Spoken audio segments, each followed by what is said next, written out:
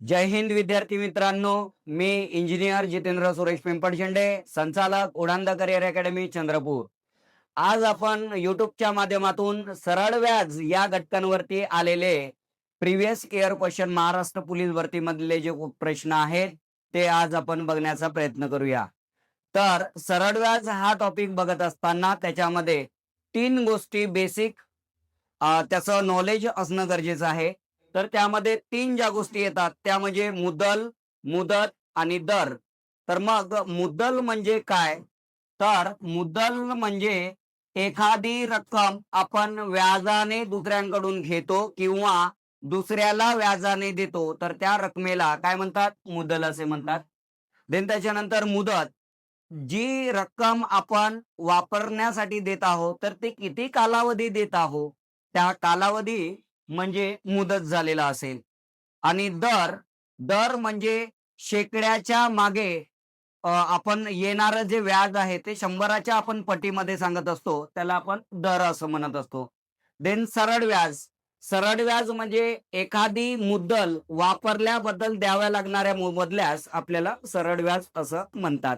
आता त्याच्यामध्ये 2 असतात, एक सरळ व्याज आणि दुसरं चक्रवाढ व्याज. तर चक्रवाढ व्याजचा व्हिडिओ जो आहे तो आपण नेक्स्ट लेक्चरमध्ये आपण व्हिडिओच्या माध्यमातून घेऊया.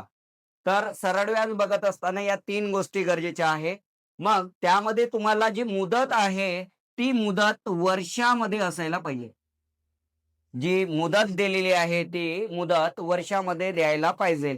परंतु एक्झामिनर मुदत ही महिन्यांमध्ये जर दिलेली असेल, तर महिन्यांना 12 ने भागावं लागेल. कितीने भागावं लागेल? 12 ने भागावं लागेल वर्षामध्ये कन्व्हर्ट करण्यासाठी. आणि जर मुदत ही दिवसांमध्ये जर दिलेली असेल, तर त्याला 365 ने भागावं लागेल. आणि दर हा पर्सेंटेज मध्येच असायला पाहिजे. कारण आपण दर घेत असताना आपण बोलतो दशे, म्हणजे दर साल दर शेकडा, म्हणजे एका वर्षाच्या मागे 100 रुपयावर किती रुपये मिळतात ते आपण रेट त्या पद्धतीमध्ये सांगत असतो.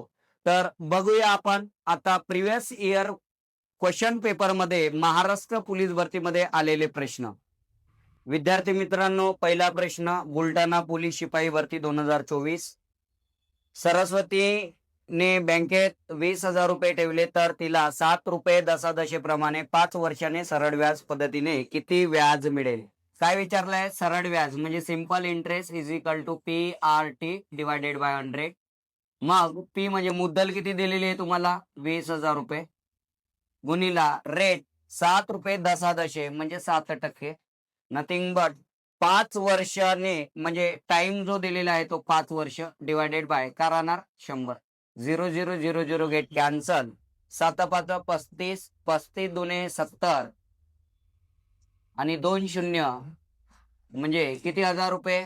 7,000 रुपये तिला व्याज मिळाला पाहिजे. म्हणजे ऑप्शन क्रमांक सी हे तुमचं उत्तर असायला पाहिजे. विद्यार्थी मित्रांनो, पुढील प्रश्न 10.8% दराने 9,600 रुपये मुद्दलाचे 3 वर्षाचे सरळ व्याज काढा.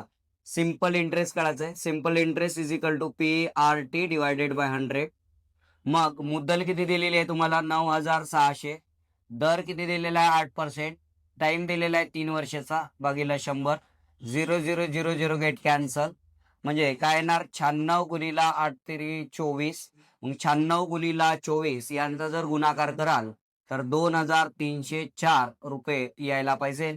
म्हणजे ऑप्शन क्रमांक 3 हे तुमचं उत्तर बरोबर असायला पाहिजे.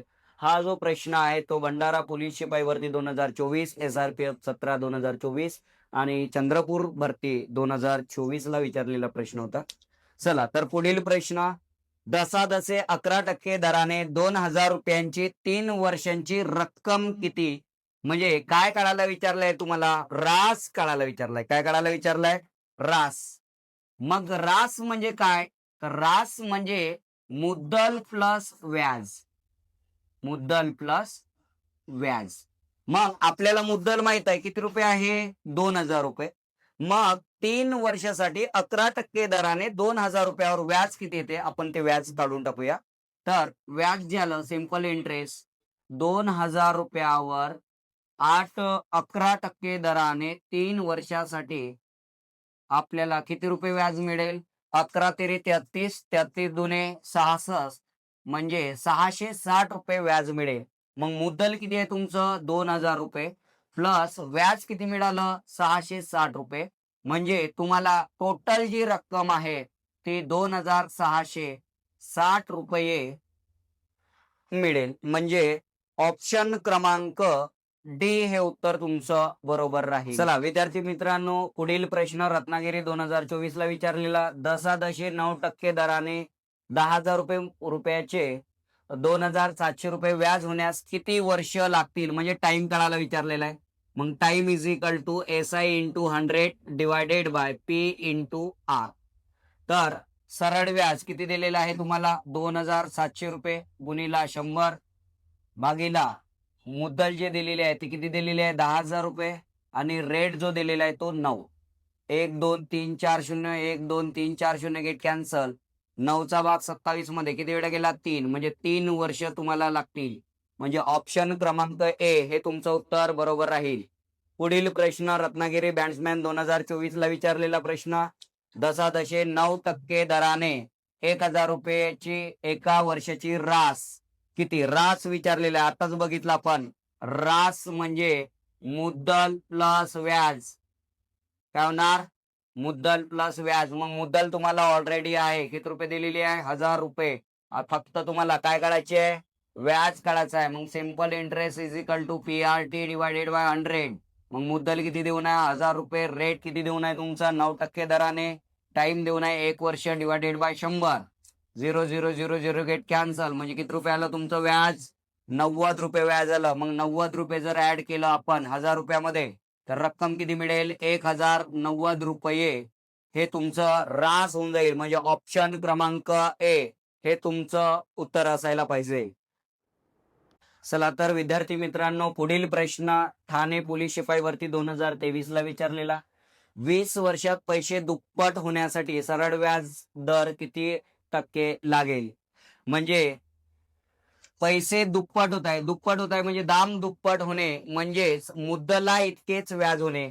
म्हणजे मुद्दल आणि व्याज हे कसं राहणार? सारखं राहील. तर मग त्याचा दर काढायला विचारलाय. मग दर is equal to SI into 100 divided by P into T. मग इथं जर विचार केला मुद्दल आणि सरळ व्याज सारखं आहे मग काय होणार? 100 डिवायडेड बाय तुम्हाला जो टाइम दिलेला होता तो टाइम किती दिलेला होता? 20 वर्षाचा टाइम दिलेला होता. म्हणजे 20 100 म्हणजे तुम्हाला रेट किती % ठेवावं लागेल? 5% रेट ठेवावं लागेल. ओके, पैसे जर दुप्पट करायचे असेल तर. पुढील प्रश्न 10 सरळ व्याजाच्या कोणत्या दराने कोणत्याही रकमेची 8 वर्षात 2.5 पट रक्कम होईल?